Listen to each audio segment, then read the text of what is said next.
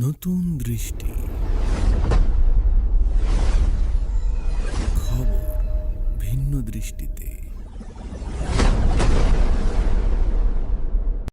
দর্শক, আমরা এখন বর্তমান অবস্থান আছি নবীনগর, ভোলা জেলার চরপেশন উপজেলার দক্ষিণাইচা থানাধীনে অবস্থিত এই নবীনগর।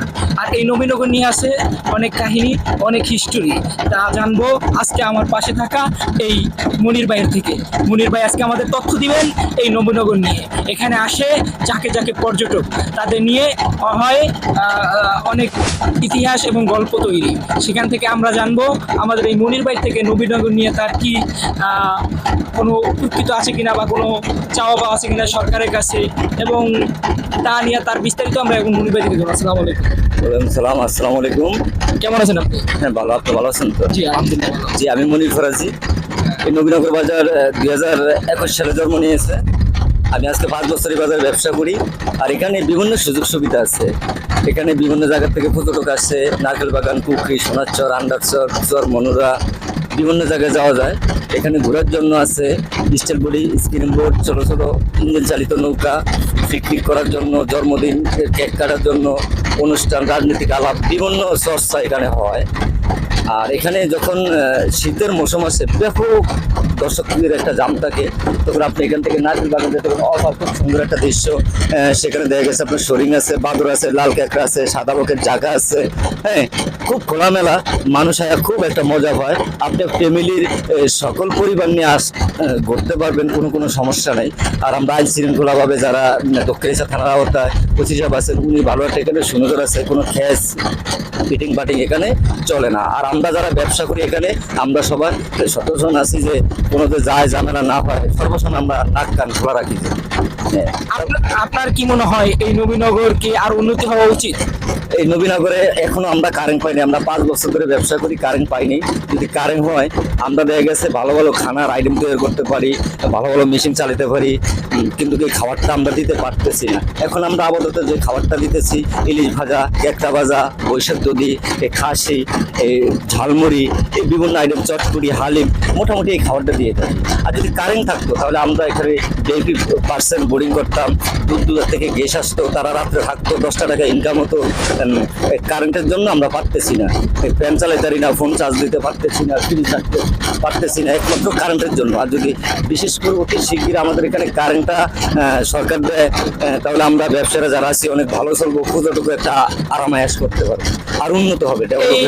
এই নবীনগরের প্রতিষ্ঠাতাকে, এই নবীনগরকে নতুন রূপে কে সাজিয়েছে? এই নতুন রূপে এটার প্রতিষ্ঠাতা তো আবুল কালাম ফরাজি, মনির হাওলাদার, এরা দুজনে এটা পার্টনার। আর এটাই 5 বছর ধরে সাজাইছে। এই সামনের দিকে আরো সামনে একটা শীত আছে, আরো অনেক কাজের উদ্যোগ আছে, কারেন্ট দোকানেরও চিন্তা ভাবনা আছে। মানে আরো উন্নত করার জন্য তারা ভাবতেছে, আর ইনশাল্লাহ হবে। আপনার কি মনে হয় এই নবীনগরে আরো দূর দূরান্ত থেকে পর্যটক আসবে যদি সুন্দর মতো গড়ে তুলতে পারে?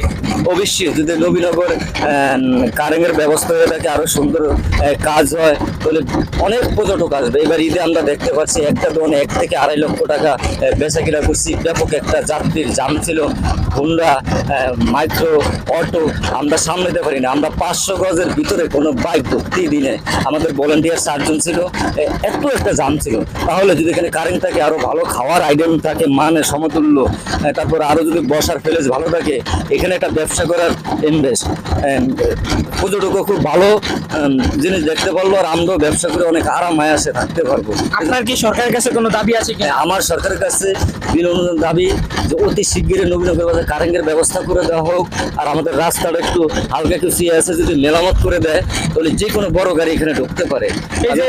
এই যে নবীনগরের অপরূপ সৌন্দর্য, এই সৌন্দর্যে দৈনিক আনুমানিক কত হাজার পর্যটক আসে?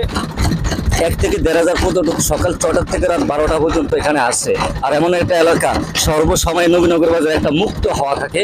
এই হাওয়াতে অনেক সময় ব্যবসায়ীরা রাতে 10টার দিকে ব্যবসা বন্ধ করে নবীনগর আইসা 2 ঘন্টা সময় দেয়, তারপর তারা বাসায় চলে যায়। অর্থাৎ এখানে সর্বসময় আবহাওয়াটা খুবই একটা ভালো লাগে। একটা তৃপ্তি এখানে আসলে, এখানে যখন আইসা রিল্যাক্সে একটা চেয়ারে বসে মনে হয় আমি কোন প্যারামতে আসি। 1000 টাকা খরচ করে যখন কুয়াকাটা কক্সবাজার যায়, ওটা ফেল মাত্র নবীনগর। এখানে নেই কোনো টিকিট, নেই কিছু, মন মতো আপনি যে রিসির মঞ্চে আপনি করতে পারবেন, টিকিট বিহীন। দর্শক, আমরা জানতে পারলাম মনির হাওলাদারের থেকে এই নবীনগর নিয়ে। নতুন দৃষ্টি, খবর ভিন্ন দৃষ্টিতে।